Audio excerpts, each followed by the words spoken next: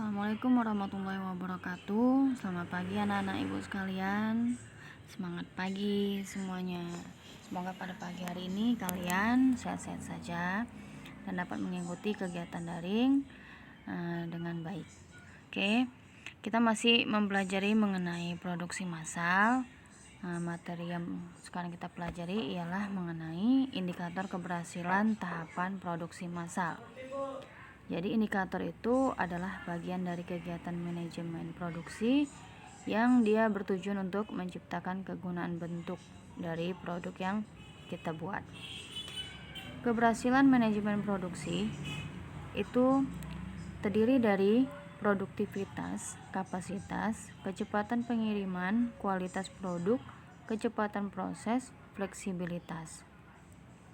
Jadi kalau produktivitas itu ialah kemampuan dari SDM-nya untuk memproduksi barang. Kapasitas bisa jadi kapasitas dari mesin yang digunakan. Yang kecepatan pengiriman itu biasa dari proses pengangkutan barang ke konsumennya. Kualitas produk ini sangat mempengaruhi dari keberhasilan dari proses produksi.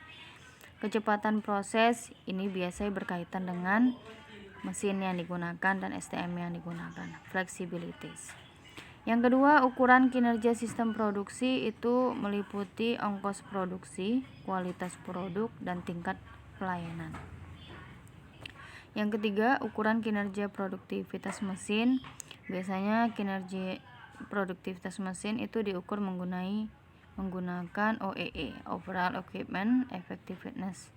Itu sistem menggunakan 3 indikator, yaitu availability, performance, dan quality.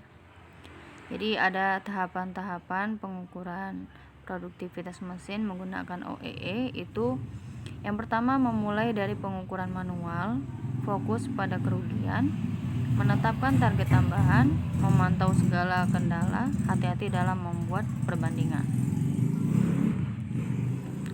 Proses produksi massal. Jadi produksi massal ini sudah kalian ketahui lah itu apa, ya kan? Jadi ada proses produksinya.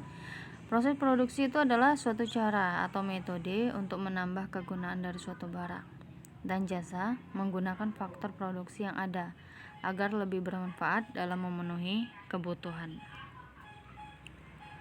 Jenis-jenis proses produksi ada berdasarkan wujudnya, itu ada kimiawi, perubahan bentuk, assembling, transportasi, dan penciptaan jasa administrasi. Jadi proses kimiawi ini itu menitik beratkan pada adanya suatu proses analisis atau sistem sintesis dari suatu senyawa kimia yang dipakai untuk memproduksi barang tersebut. Jadi contohnya kita memproduksi itu obat-obatan, memproduksi minyak, dan sebagainya.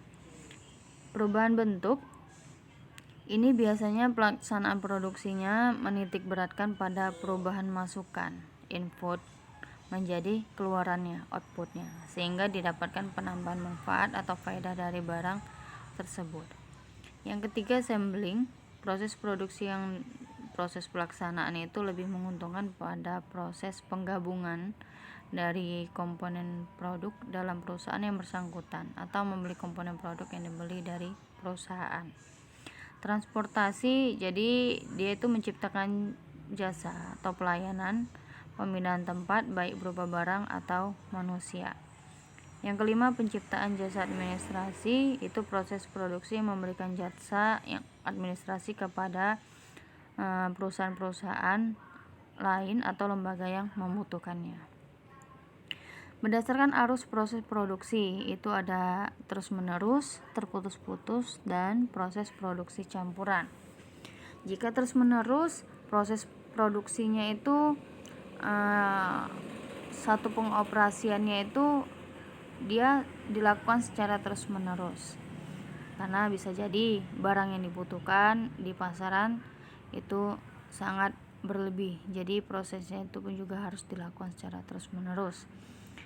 Terputus-putus, jadi pada jenis proses produksi untuk barang yang terputus-putus ini Jadi dia dilakukan bukan secara terus-menerus. Nah, bisa jadi barang yang digunakan itu tidak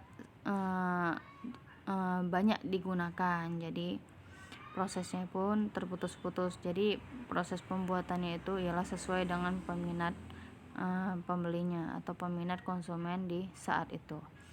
Yang ketiga, proses produksi campuran. Jadi tipe produksi ini dia penggabungan dari produksi terus-menerus dan proses produksi yang terputus-putus. Berdasarkan penyelesaian proses produksi, ada tipe A, itu dapat diperiksa dengan mudah. Jadi setiap tahap proses produksinya itu dapat diperiksa secara mudah untuk yang tipe A. Yang kedua itu tipe B, dapat diperiksa dalam beberapa tahap. Jadi proses produksinya dalam perusahaan itu bersangkutan akan terdapat beberapa ketergantungan dari masing-masing tahap produksi. Tipe C, dia terhadap penggabungan komponen produk. Dia adanya ketergantungan dari tahap-tahapan masing-masing tahap-tahapan produksi. Yang tipe D, proses menggunakan mesin otomatis. Jadi proses produksi ini menggunakan mesin-mesin dan peralatan produksi yang digunakan itu dilengkapi dengan peralatan khusus. Dia untuk melengkapi pengendalian proses produksi dalam perusahaan yang bersangkutan. Yang tipe E, perusahaan dagang dan jasa. Proses produksi pada perusahaan semacam itu agak berbeda dengan beberapa perusahaan yang melaksanakan processing dalam proses produksi yang dilaksanakan dalam perusahaan yang bersangkutan. Yang D, proses produksi berdasarkan bahan mentah. Ada analitik, ada sintetik. Jadi analitik itu proses produksi yang menciptakan beberapa barang dari suatu jenis bahan mentah atau inputnya. Jadi dari bahan mentah menjadi bahan jadi. Kalau sintetik, jadi penggabungan dari beberapa input atau bahan mentah menjadi satu barang yang lain. Jadi penggabungan misalkan barang yang satu dengan barang yang lain digabungkan menjadi suatu barang yang baru. Jadi sudah dilakukan penggabungan di situ ya. Tujuan proses produksi itu meningkatkan efisiensi, meningkatkan produktivitas, meningkatkan kualitas. Itulah tujuan proses produksi suatu barang. Tahapan proses produksi. Jadi kita contohkan lah ya, di dalam pabrik, di setiap pabrik itu kan tahapan produksinya itu, proses produksinya itu kan berbeda-beda. Jadi kita contohkan di sini pada produksi sepeda motor. Jadi tahapan proses produksinya itu contohnya A, penyediaan komponen. Jadi penyediaan komponen itu adalah seksi yang tugasnya untuk menerima, mengklarifikasikan serta mendistribusikan komponen ke produsen atau konsumen. Injeksi plastik. Jadi injeksi plastik ini seksi yang tugasnya memproduksi komponen plastik dengan fasilitas mesin injeksi plastik yang menggunakan teknik cetakan. Pengelasan, bertugas melakukan proses pembuatan rangka dengan cara mengelas komponen. Ada bagian pengecatan logam, itu seksinya mengerjakan proses pengecatan pada beberapa bagian komponennya. Diping proses, itu penutupan komponen dengan cat melalui teknik pencelupan. Ada sebagai pengecatan plastik. Jadi proses pengecatan plastik ini dia tidak sama dengan pengecatan steel partnya karena ada beberapa perbedaan.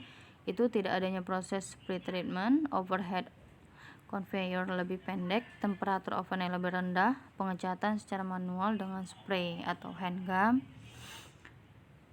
Ada general subassembling, ini seksi yang dia mengerjakan proses penggabungan komponen. Jadi agar mempermudah serta mempercepat proses produksi di line assembling. Assembling itu tahapan terakhir dari proses pembuatan unit sepeda motor.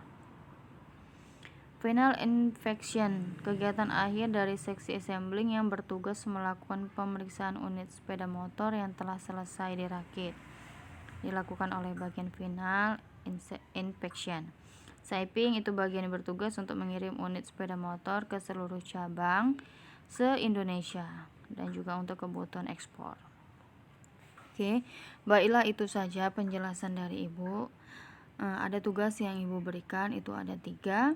Yang pertama, menurut Anda manakah yang lebih sulit, perencanaan produk konsumsi atau barang produksi? Itu kalian jelaskan. Yang kedua, apa yang dilakukan perusahaan bila mengalami overproduksi? Oke, yang ketiga, apa perbedaan produk, produksi, dan produktivitas? Sekian penjelasan dari Ibu. Tugas yang diberikan dikumpulkan di hari Sabtu. Semoga kalian sehat-sehat saja, dan sampai jumpa minggu depan. Assalamualaikum warahmatullahi wabarakatuh.